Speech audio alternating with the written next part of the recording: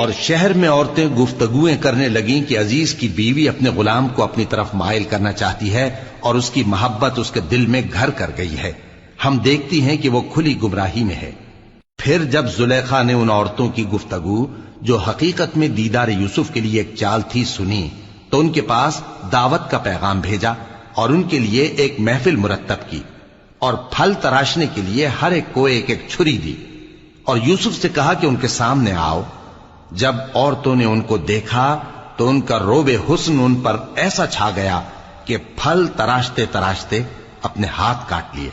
اور بے ساختہ بول اٹھی کہ اللہ پاک ہے، یہ آدمی نہیں، یہ تو کوئی بزرگ فرشتہ ہے۔ زلیخا نے کہا